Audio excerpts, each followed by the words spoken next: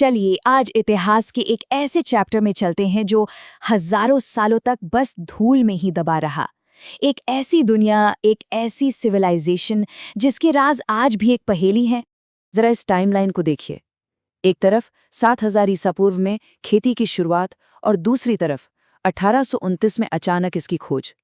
ये सिर्फ तारीखें नहीं हैं, ये इस बात की कहानी है कि कैसे एक सुपर एडवांस्ड सिविलाइजेशन हजारों साल तक दुनिया की नज़रों से ओझल रही। तो कहानी शुरू होती है 1829 में। एक ब्रिटिश सैनिक था जेम्स लुइस, जो अपनी सेना से भाग रहा था। भागते भागते वो अनजाने में पंजाब के कुछ खंडरों तक पहुंच गया। उससे क्या पता था कि वो किसी आम खंडर पर नहीं, बल्कि एक पूरी खोई हुई दुनिया हड़प्पा के दरवाजे पर खड़ा है। लेकिन कमाल की बात यह है कि इस खोज की अहमियत समझने में ही 100 साल लग गए। 1920 के दशक में जब आर्कियोलॉजिस्ट्स ने वहां खुदाई शुरू की, तब जाकर दुनिया के होश उड़ गए और उन्हें पता चला कि सिंधु नदी के किनारे कितनी बड़ी और पुरानी सभ्यता बसी हुई थी। और पता है उन्हें क्या मिला?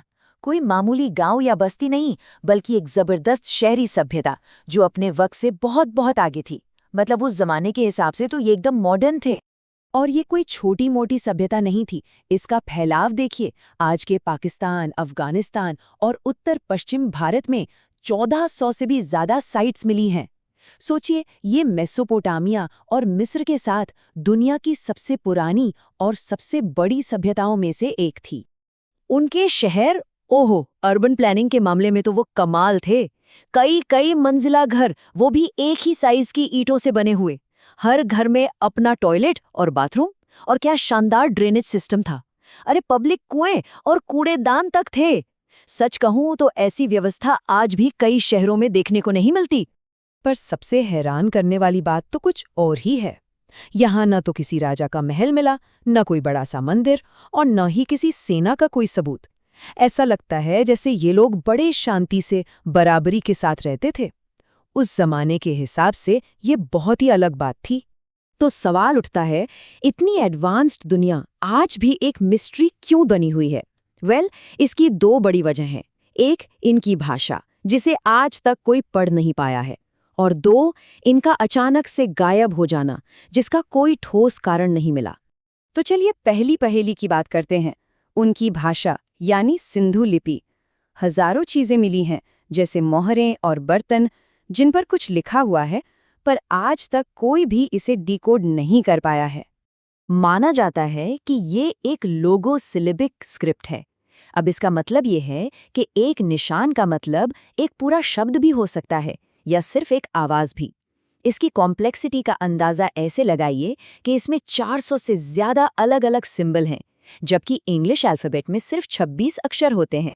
हाँ, एक्सपर्ट्स ने कुछ चीजें तो पता लगाई हैं। जैसे ये स्क्रिप्ट राइट टू लेफ्ट लिखी जाती थी, क्योंकि बाईं तरफ के अक्षर अक्सर थोड़े दबे हुए मिलते हैं, जगह की कमी की वजह से। पर सबसे जरूरी बात, इन सिंबल्स का मतलब क्या है? ये कौन सी भाषा है? ये अब भी कोई नहीं जानता। तो फिर हम इसे ट्रांसलेट क्यों नहीं कर पा रहे?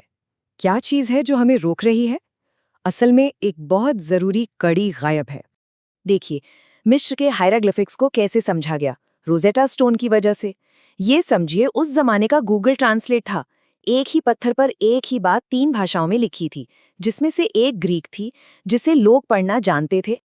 लेकिन सिंधु लिपि के लिए ऐसी कोई चीज, कोई रोजेटा स्टोन आज तक नहीं मिला।